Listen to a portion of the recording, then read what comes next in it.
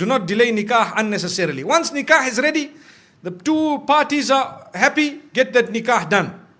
So that any relation that happens between them thereafter happens in a way that is permissible. Remember that. Sometimes people say, no, my daughter is engaged. Brother, 3 years later, your daughter, no, she's engaged. I say, but brother, 3 years have passed. She had 2 abortions in the process. Do you know that?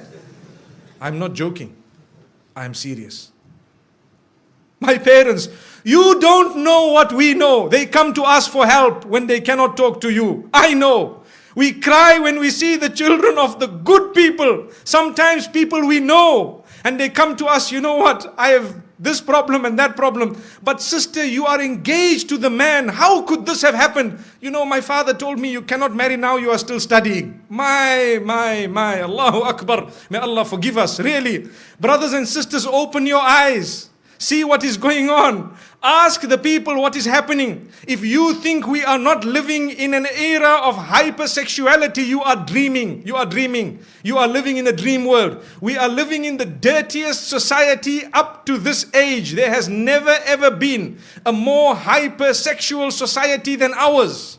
Believe me, everything out there is about sex. And I'm saying this because I have to fulfill my duty as a scholar of Islam, to explain to the people what is going on out there and how we are heading in the wrong direction because we are living with blinkers. We don't even know what's happening. Ask your children in the universities what's going on. If you have a good link with them, they will inform you. Ask them. Tell them what is happening, or ask what is happening in the malls or in the shopping centers or at the workplace. You know, you can be the best and the most pious.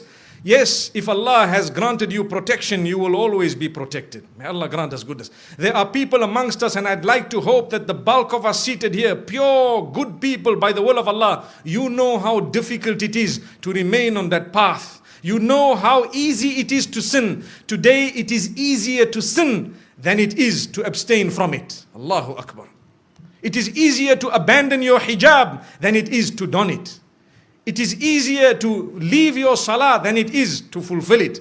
That is because the environment has made it so difficult to engage in that which is correct. But my brothers and sisters, this is why I say do not delay nikah. It's not just my statement, it is a teaching that has come to us from the best of creation. Don't delay it.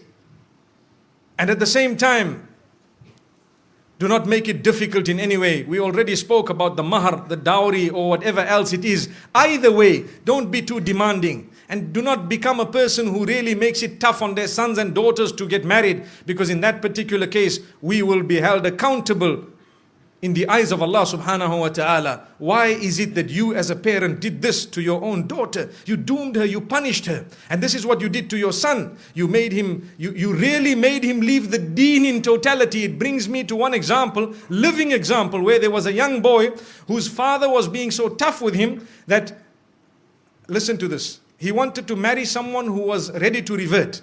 So his father told him, no, not over my dead body. What am I going to tell my friends and society, my brothers and my sisters, my this, my that? Brother, izzah is from Allah. Your status is from Allah. If you had embraced this, it was going to be much better. So you can explain to your friends and your family, look, you know, I tried my best, but today's society, you know, sometimes the children are doing their own thing and we have to try our best, saddidu wa qaribu, to make the most of what it is and to guide them as best as possible. And, you know, we will see how best they can manage. But instead of that, this father chose to say, over my dead body. So what did the son do? He asked for help from some of the scholars and so on. And sometimes there is a limited amount of help you could actually offer, because if a man is being stubborn, you cannot really win. So after some time, he converted and left the fold of Islam and gone. Why? Because to him, the child was lost. And the father is still proud of his action. I don't mind if he became a non-Muslim, but at least nothing happened against my will. And he told his family members, you know, your children, if they want to do the same thing, you should also engage in this type of thing. How? The woman was ready. So I had an opportunity to address this young boy.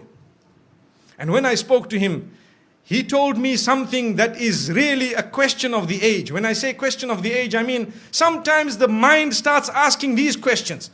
He said, you know, this woman is such a good woman that I married. She has so many good characters and conduct. She told me I'm ready to do anything. You know, I explained to her about the little I know about Islam and she was ready.